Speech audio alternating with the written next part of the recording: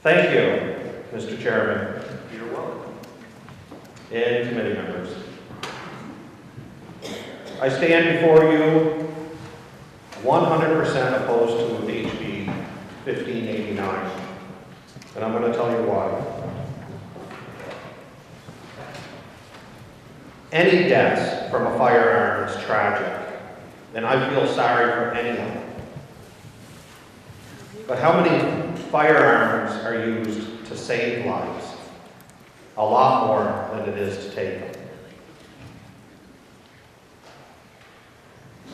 And there's a little bit of talk about children, and we want to save the children and everything. The schools. I think you know where I'm from. I'm from the old Vermont. We had firearms in our schools.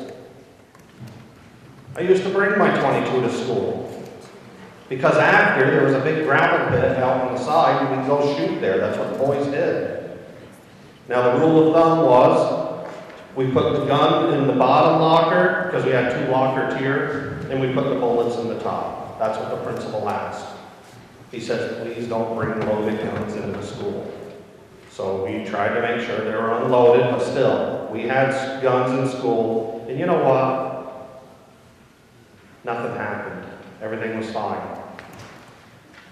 What I say is arm, willing, and trained teachers that want to protect our children.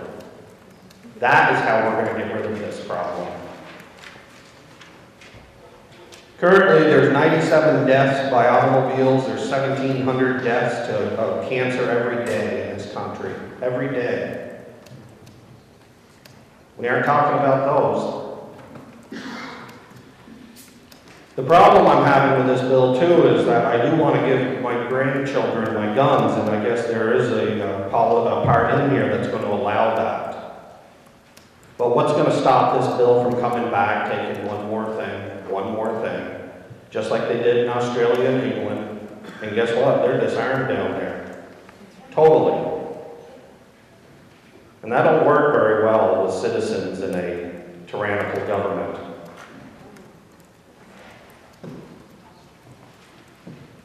Also, I went to Representative Boole's house one time and I picked up a bunch with my wife's car. So here I am in my wife's car. I packed that trunk full of firearms with mine and some of his I borrowed. And I went to Representative Baldessaro's wedding. Because at the end, they were going to take a picture with all the beautiful women all dressed up fancy. And of course, the anti-gunners have used that picture negatively, unfortunately.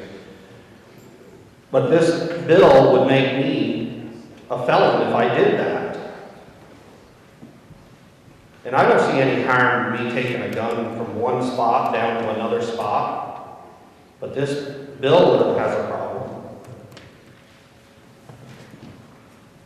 And also, this is against the Constitution because it has downshifting, which is against our Constitution.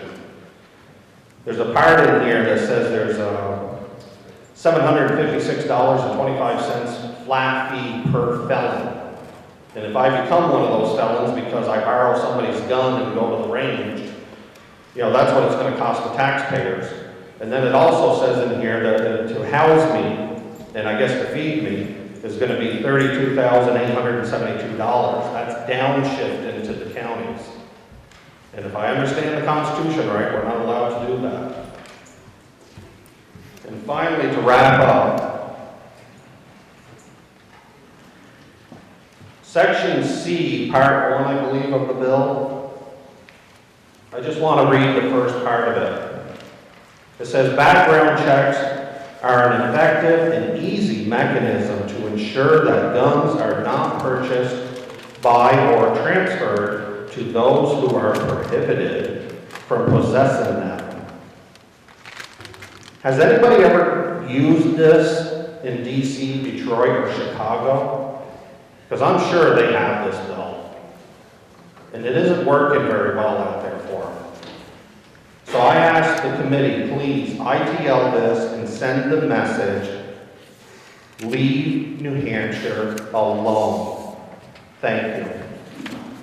Thank you for your testimony, Representative Burt. Thank you. No questions.